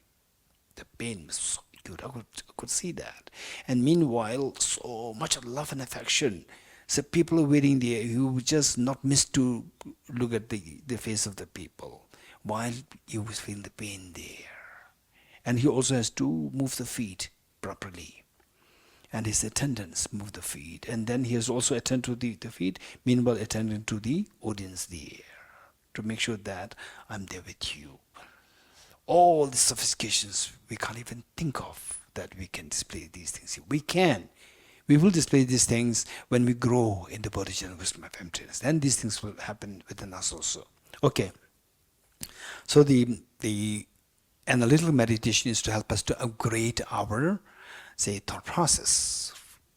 And then the shamatha meditation, it will help us to set in the upgradation that happened to you, that you have created. Okay, so this is what we are doing, and it involves 4 points, particularly for the beginners. From tomorrow, I'm not going to explain any further. So yesterday and today. So 4 points. 1 is the body posture. Number 2, focal point. Number 3, identifying the errors of meditation. Number 4, applying the remedies to overcome the errors. I'm repeating this particularly for the newcomers. First, the body posture wise, say, if you are physically okay, if you're not physically having any health issues, then sitting cross-legged would be very good. Sitting cross-legged will help you to maintain your meditation for a longer period of time with a greater, the fresh mind. Cross-legged position, if not even otherwise sitting on a chair is also fine, no problem. And back bone upright. So there's a stark difference between upright position and sitting like this, bent. So there's the difference in your mind. Your mind instantly feels loses the rigor and the freshness. The moment you sit like this, instantly the level of your rigor of mind will drop. So you sit upright, you feel that the rigor will be instantly created. And then the not leaning against the support. The moment you lean against the support, again the same thing happens. The level of the freshness, the rigor of the mind will drop.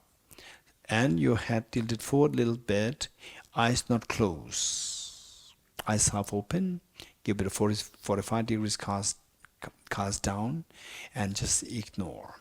And the tip of the tongue should touch the upper palate to avoid excessive accumulation of saliva in your mouth. And the teeth and lips in the natural course, and breathe normally. Don't force your breath, Don't control your breath. Breathe normally, let it happen very naturally.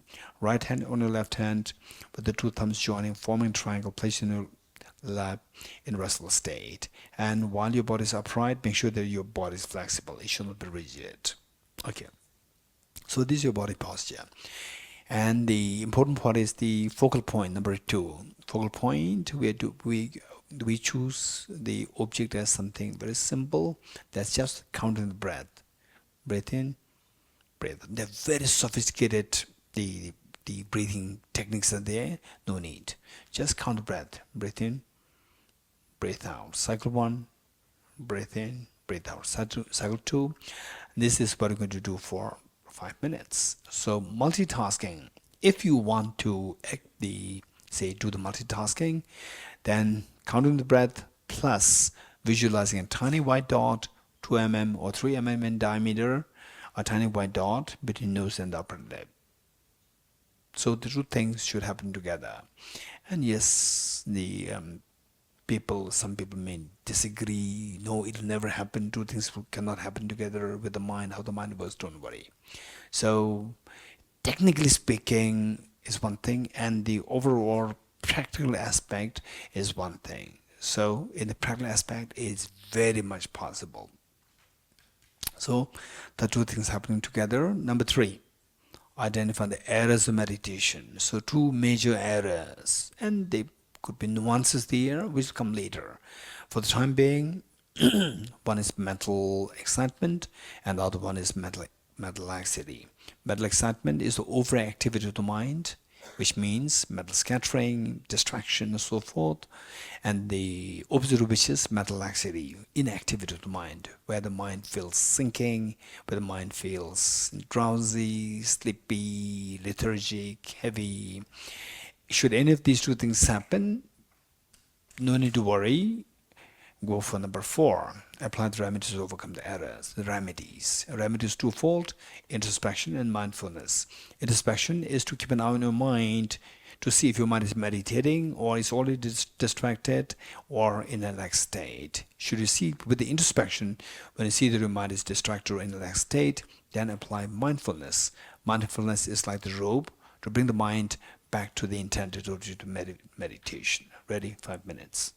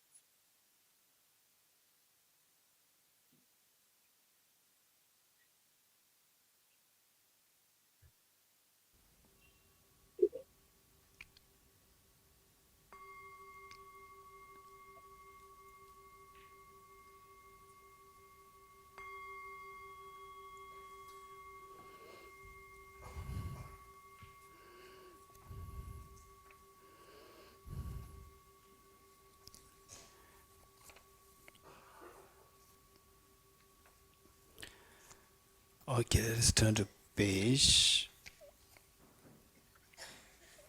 50. I hope that you got the extra page attached. You got this? All good. Okay, there are two additional verses. Why the two additional verses they came here is that actually one verse is good enough, but given that today we have His Holiness the Dalai Lama on planet Earth, and that the embodiment of the Nalanda tradition, embodiment of compassion, embodiment of Bodhisattva, embodiment of wisdom of emptiness, and for us to mimic what this great enlightened master is doing for us, if we can do that, this is greatly, greatly auspicious, so that we leave an imprint in our mind. So that in the future lifetimes, we'll be so happy to mimic our authentic teacher, and not being swayed by the wrong teachers. This is extremely important.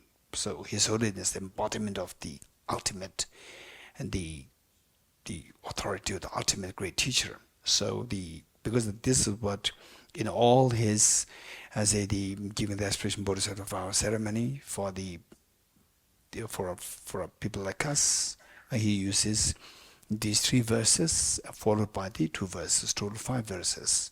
So why in the case of the book initially has only the 3 verses is for the reason that to make things easy for the audience, and gradually in Tibetan version we have the same book in Tibetan, the same book, the whole thing in Tibetan also.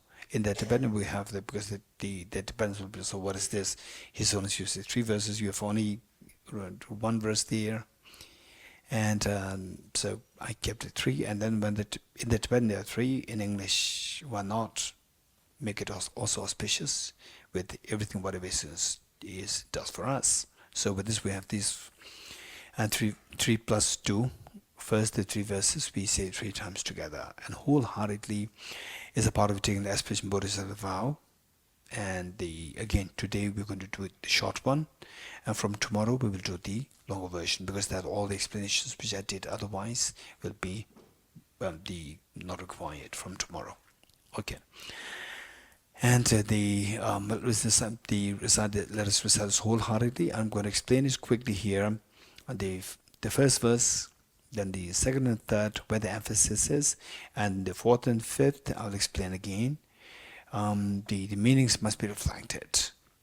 So this will, when reflecting on meanings, you see that eventually, primarily depending on your imprint, what kind of imprint that you have from past lives, but within a span of like 10, 15, 20 years, you can feel the expansion of the heart happening, provided that we do these practices wholeheartedly there by letting the meanings reflect in your mind.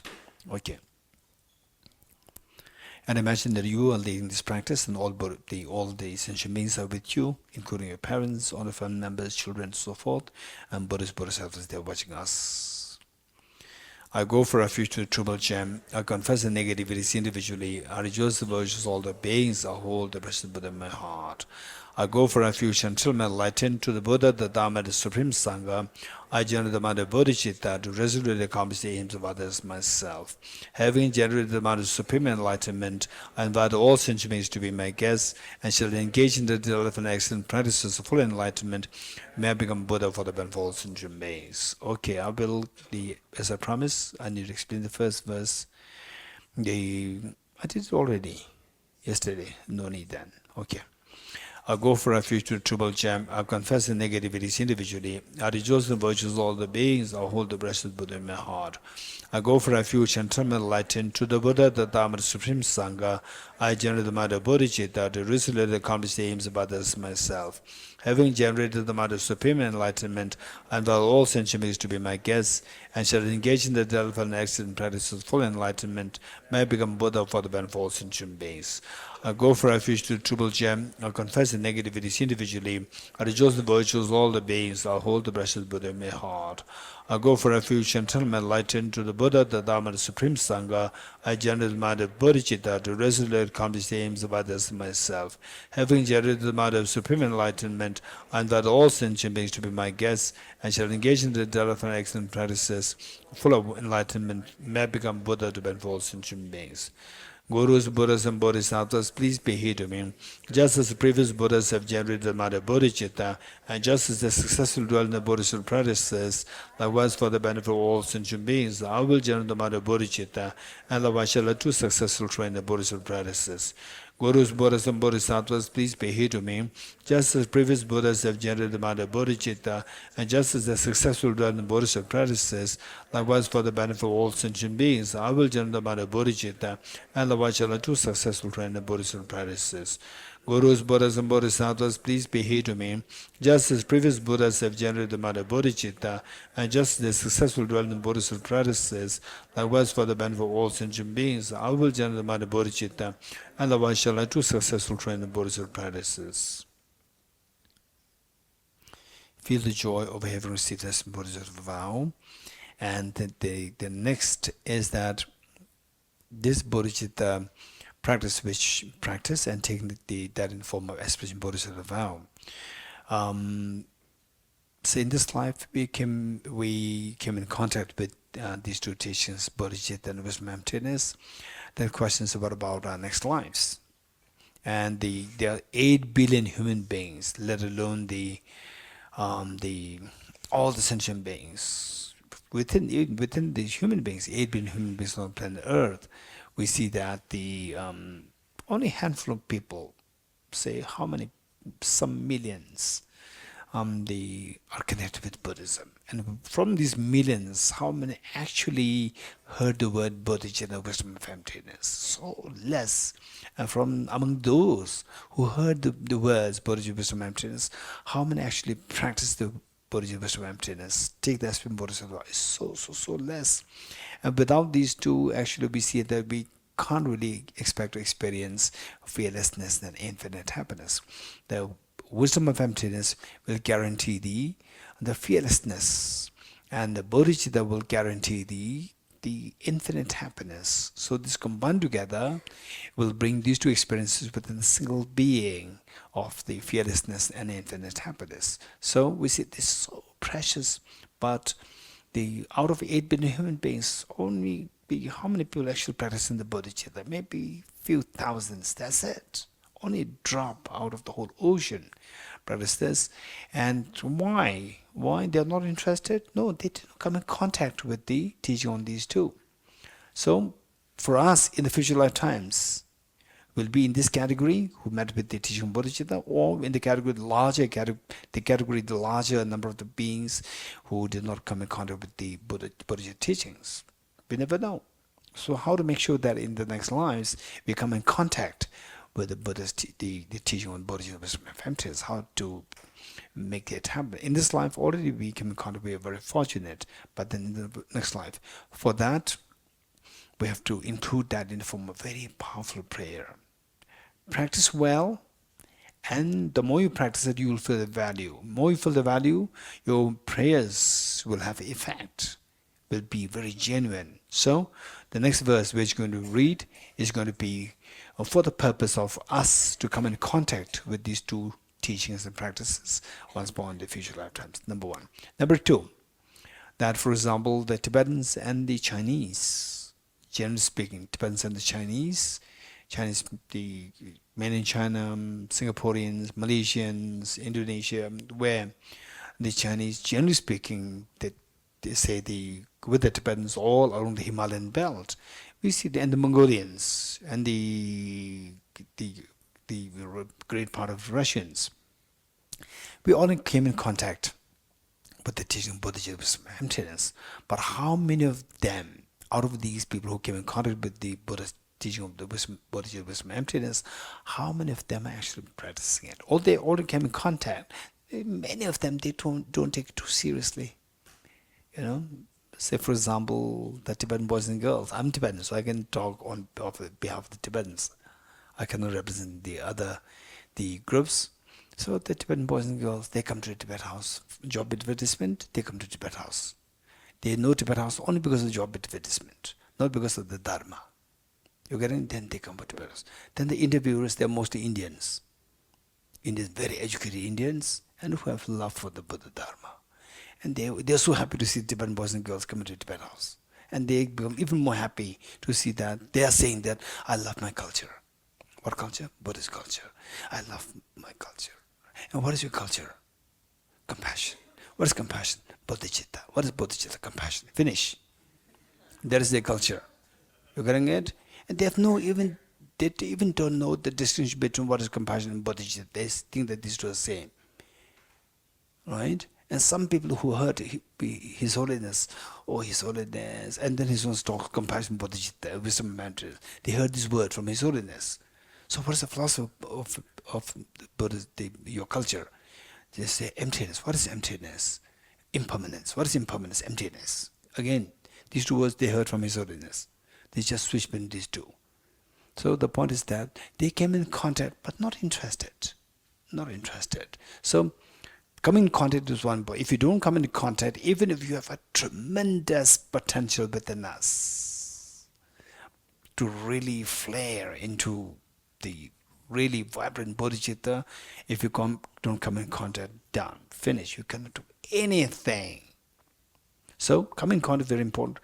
Having come in contact, then next is that rigorously engage in this practice. Feel the joy, rigorously engage in this. Okay. Say, when do you feel the time passes so fast? During birthdays or during the other days, during the Mondays? Mondays or the Saturdays? Which the 2 days passes faster? Huh? Saturday, right? Nicole. Oh, for Nicole there's no difference. Yeah. For Nicole, every day is a beautiful Saturday. It's a beautiful day for her. Yeah. Okay, let me ask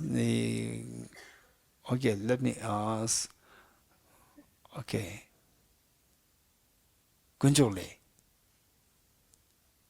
Which passes faster?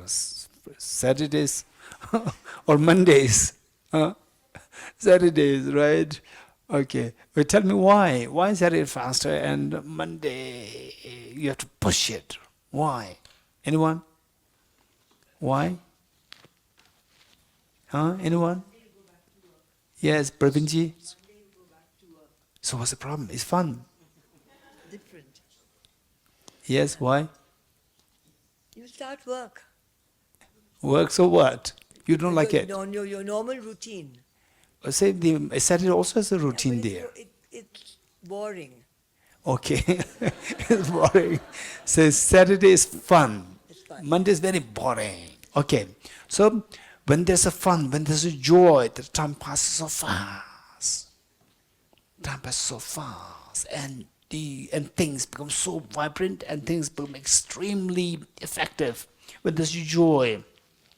So now the joy makes things work very effectively, and you have such enthusiasm when there's a joy. So enthusiasm defined as the virtues, the joyous effort, finding joy in virtue. This is enthusiasm. So you put effort, there's joy there. Sometimes we put effort reluctantly, without any joy. Then it becomes stressful. With joy, there's no stress. So that is when you, for example, say you hear bodhicitta, you practice bodhicitta in this life, wisdom emptiness. In the next life, you just see somebody saying bodhicitta. The moment the word bodhicitta uttered, instantly you feel at home, like Saturday. Bodhicitta is like Saturday. You getting it? Instead, you feel that. You feel that and you feel, where is this? Where is the Saturday? Where is this Bodhisattva coming from? Where? This person. And then you chase this person. His Holiness Dalai. Then you chase Google says His Holiness Dalai Lama. You're getting it? So that's how you feel not only connected, then you are very strongly glued to this. Rigorously you practice it. And then the gade happens. You're getting it? So therefore we need two things in this life to make sure that first you connect it, then number two, not only connected with these two teachings, the future lifetimes, but that you find joy in this, that you rigorously engage in this practice in the next life so that you don't waste the future lifetimes. Oftentimes, many people, I'm sure that from here, people, this is what I've been hearing many times. Many people, when they do their Narendra studies, then they say that, how come that we came in contact with the Buddha's teachings, these beautiful Buddha's teachings, this beautiful teaching of the Narendra, only late in my life. You getting it? So, these people wanted to meet with the teaching early in the life, and not only meet with teaching, but rigorously engage. So to rigorously meet with teaching, what should we do? Practice well in this life, and then include that in the form of very powerful prayer to meet with the teaching. This is one aspiration. Then, not after meeting with the teaching, how to make it that you rigorously engage, take interest in this. What should we do? We try to invoke joy in the practice of the bodhicitta and the wisdom of emptiness. Incorporate joy. For example, how many of you sometimes when you say you smell something, and this smell brings such a nostalgia of the past memories, smell, or some colors, or they say there's some weather pattern, brings a deep nostalgic feeling of the past. Resents? How many of that feeling? Yes. Why this particular smell? Why this particular color? Why? Because, in the past, you see that particular very beautiful event associated with this particular color. For example, let's say for me, this one song, Tibetan song, which is a very basic song,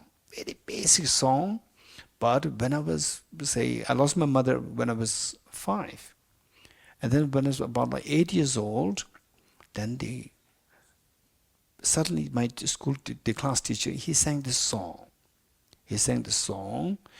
Meant to teach this song to the students. The moment he sang this song, instantly my mind was taken back 3 years ago with my mother. And it just made me feel so nostalgic. This little boy just feel like crying, becoming so nostalgic. Why? This song was the song which my mother used to sing. And this little boy forgot it for the last 3 years. Forgot it. Because that he was not with the mother. And this boy was floating with whatever situation. And no possibility for him to hear the song. And after 3 years, when this song came, instantly he was taken back in time. 3 years back in time. This song was associated with the mother. And the mother was associated with the love that I received. So there's a love, instantly feeling of the affection, love, tenderness, they're all being invoked. Likewise, the bodhicitta, just associate affection, associate joy with even the words of the bodhicitta, wording of the word bodhicitta, word wisdom of emptiness. And then in the future lifetimes, somebody talks of compassion, bodhicitta, wisdom of emptiness, instantly joys will be triggered within us. This joy will make you to rigorously engage in this practice. This amazing psychology is amazing. So this is done by Bodhisattva Shaladeva. The 8th century AD, 1,200 years ago. Amazing psychology. Look, this is amazing. These are real psychology. Okay. So the first verse we're reading 3 times. This is for us to be connected with the teaching on the Bodhisattva wisdom emptiness of future lifetimes, and the remaining verses taken out from and the Bodhisattva Shantideva's text in order for us to rigorously engage in the Bodhisattva practices in the future lifetimes. Okay, together. Throughout my future lifetimes, may I always be guided by the compassionate Buddha and be able to uphold the true precious bodhicittas even in the course of my life. Throughout my future lifetimes, may I always be guided by the compassionate Buddha and be able to uphold the true precious bodhicittas even in the course of my life. Throughout my future lifetimes, may I always be guided by the compassionate Buddha and be able to uphold the true precious bodhicittas even in the course of my life. In order to further increase this bodhicitta from now on, those with discernment who have lucidly seized and awakened the mind of the bodhicitta in this way should highly praise in the following manner.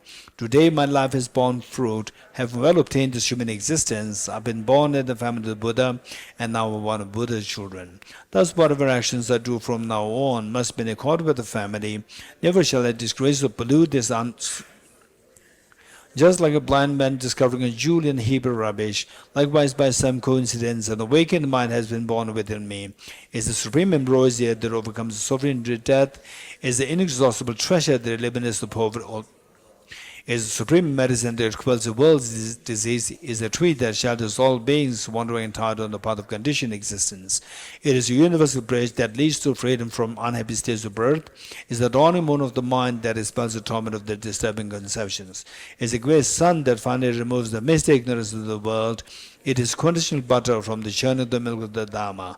For all those guys traveling on the path of conditioned existence who wish to experience the abundance of happiness, this will satisfy them with joy, and I shall place them in supreme bliss. Today, in the presence of all the protectors and all the world to be guests, at a festival tempered in ultimate delight, may gods, demigods, and all be joyful. Okay, before we wind up with the direction prayers, we'll recite the Medicine Buddha 21 times for the healing of His Holiness, the post-knee surgery. Teta Om Begaze Maha Begaze Ranza Samungade Soha Teta Om Begaze Maha Begaze Ranza Samungade Soha Teta Om Begaze Maha Begaze Ranza Samungade Soha Teta Om Begaze Maha Begaze Ranza Samungade Soha Teta Om Begaze Maha Begaze Ranza Samungade Soha Teta Om Begaze Maha Begaze Ranza Samungade Soha Teta Om Begaze Maha Begaze Ranza Samungade Soha Teta Om Begaze Maha Begaze Ranza Samungade Soha Teta Om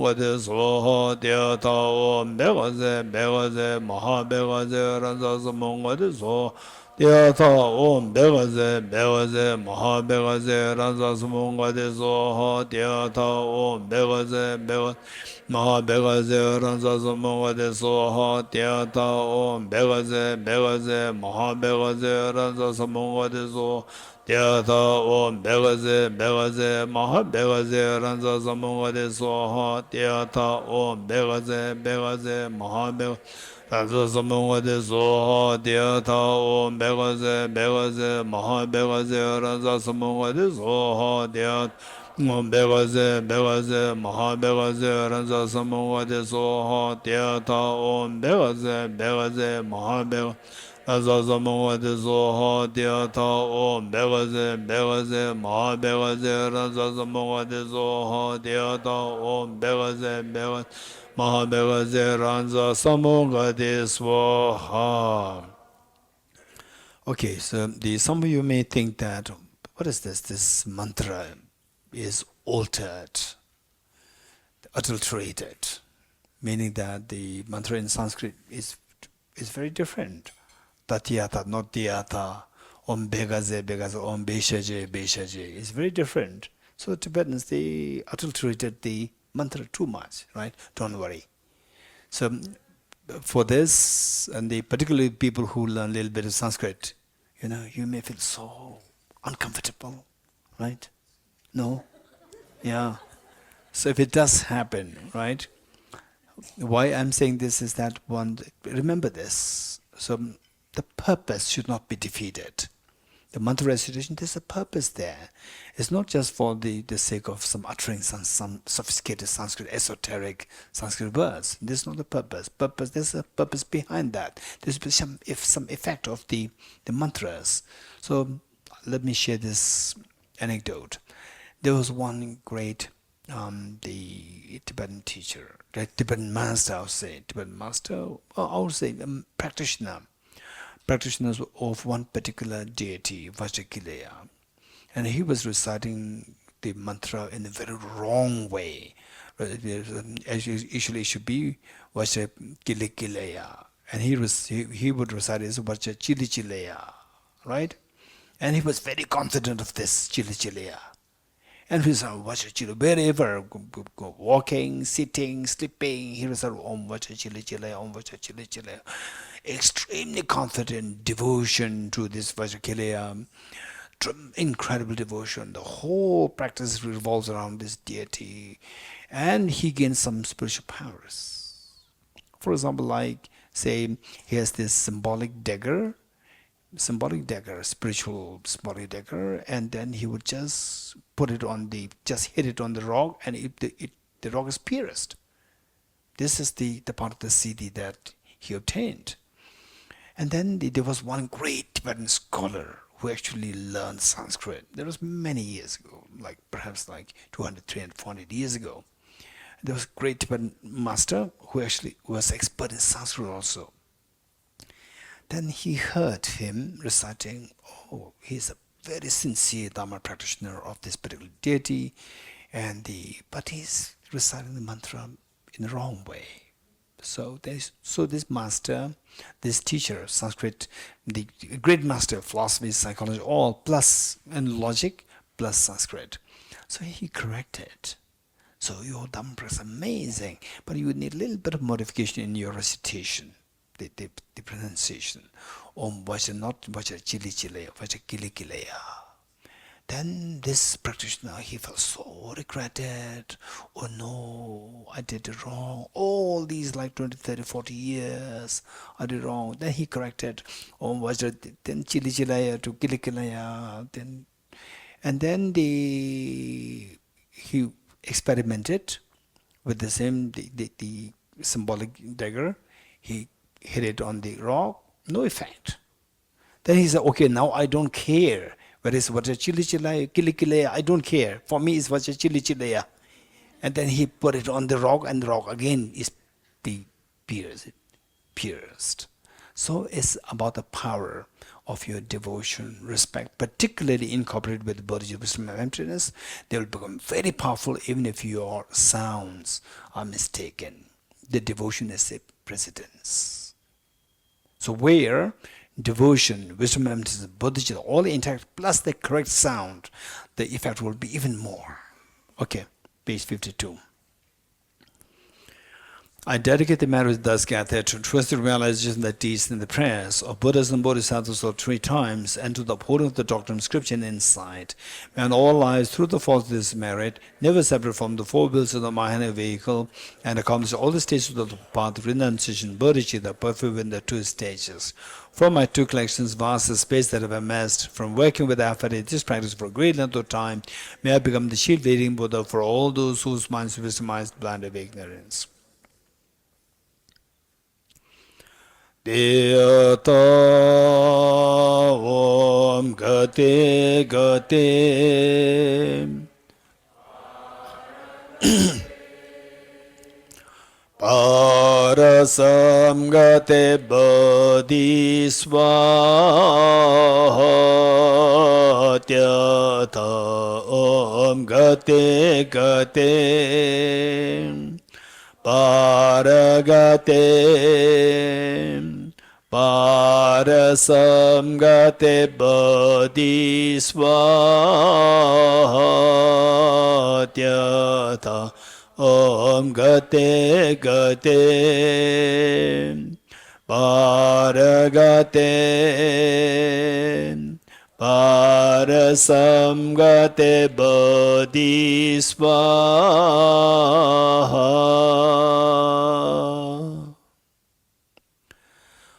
Okay, since that we have only 1 hour gap, instead of reading the text, we can just make the food offering here, and then we go to have the food, because that, say, the number is big, so there's little, the serving the food will take time, so we've just short time, 1 hour. And who does the food offering? Group B, yes. So food offering, where is the verse? Page 300. And no, I'll not lead. Page 300. Just visualize that the food that we're going to have, the food lying there in the kitchen, just visualize the food, and imagine that it's not just the whatever food in that form, in the form of nectar and so forth, and then you're offering on behalf of all the sentient beings, offering these to Buddhas and Bodhisattvas, all the Buddhas and Bodhisattvas. So this is what we visualize. Yes. The qualities of the Buddha are inconceivable. Page 300, yes. Oh, sorry, we start at the top. We offer this food to the To the Buddha, Buddha, the the teacher of unconditional love, on the basis of understanding the interdependence of oneself and others. We offer this food to the Dhamma, the perfect teachings of the Buddha. We offer this food to the Sangha, the perfect practitioners of this teaching. By the power of offering this food to the three jewels, may all sentient beings be freed of suffering, of hunger, thirst, fear, and so forth, and eventually be led to full awakening, which is the highest state of happiness. The qualities of the Buddha are inconceivable. The qualities of the Dhamma are inconceivable. The qualities of the Arya Sangha are inconceivable. By the power of venerating the inconceivables, the results accrued as well are inconceivable. I offer this food to the inconceivable fields of perfection.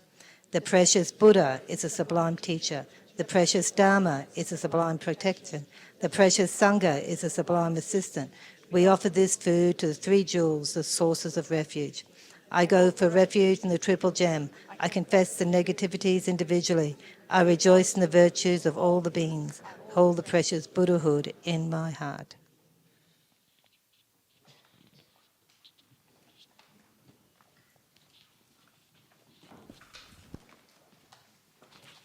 Let us rise and make 3 prostrations to the triple jewels together.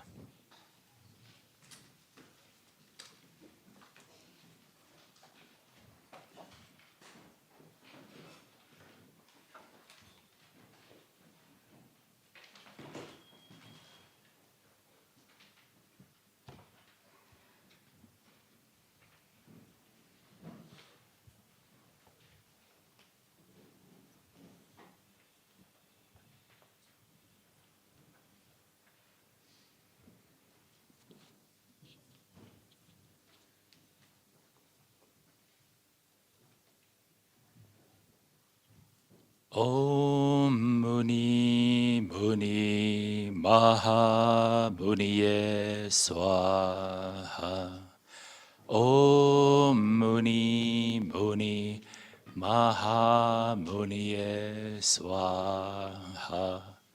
Om Muni Muni Maha Muniye Swaha. Om Muni Muni Maha Muniye Swaha.